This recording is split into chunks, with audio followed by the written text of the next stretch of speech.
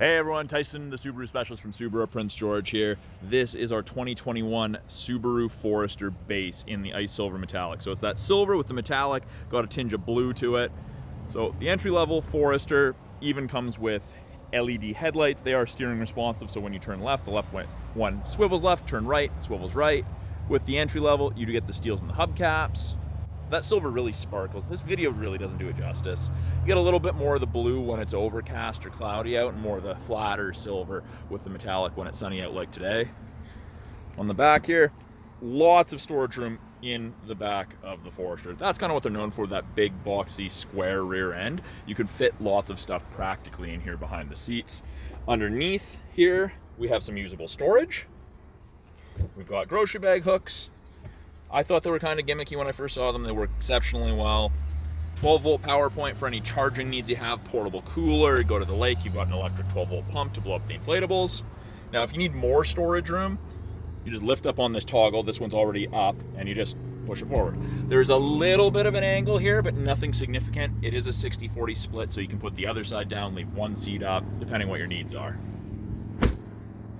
In the second row, plenty of room for passengers. You can fit up to 3 adults comfortably across in the back here. There's a large amount of headroom. Even taller people fit back here comfortably.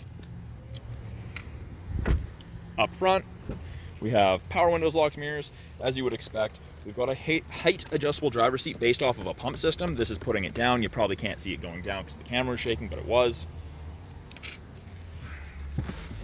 Down here, you can turn off the steering responsive headlights if you don't like it. This controls the brightness of the gauges, which really won't make a difference right now just because it's so bright out. And then this is the stop-start deactivation. So when it's orange, it won't shut off at intersections. If it's white with a slash through it, means it's active, but it won't turn off. And that's just because we're in park right now. It won't do that. Now, the left-hand side of the steering wheel, we have our Bluetooth and audio controls. You can make it take calls, control the volume of the calls and the music. This info button changes the info available here, the center portion. It's always going to have the thermometer and the time. You get estimated distance to empty, fuel economy, which doesn't look very good because we're sitting still. I personally like estimated distance to empty. These arrows right here will cycle this center screen, how long it shut off at intersections. You can change some of the settings, fuel economy for trip A, trip B, time running versus distance traveled, and digital speedo. I like the digital speedo myself. Right hand side has our adaptive cruise. So when you turn it on, you can see there's 4 bars ahead of the Forester all the way down to 1. That's the follow distance behind the vehicle ahead of you that you follow at if you catch up. And that uses these 2-color stereo eyesight cameras to do that. They also do the lane centering assist. So I just turned that on. That's the little steering wheel with the 2 lines to the right of the image of the Forester. So above 60 kilometers an hour, if the cameras can see the road lines, it'll actually give you gentle steering input like so to keep you in the middle of your lane. Really easy to overpower if you have to dodge a moose, pedestrian, another vehicle, but it's nice for longer trips.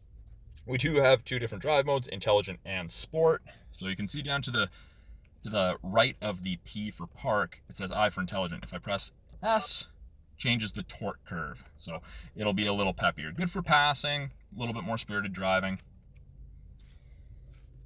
AM, FM, CD, satellite radio. Yes, we still have a CD player. You get a 3-month trial of the Sirius, FM, AM.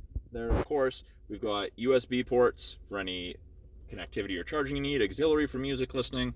It does have Bluetooth audio. You just hook it up by going to phone, either the physical button or there.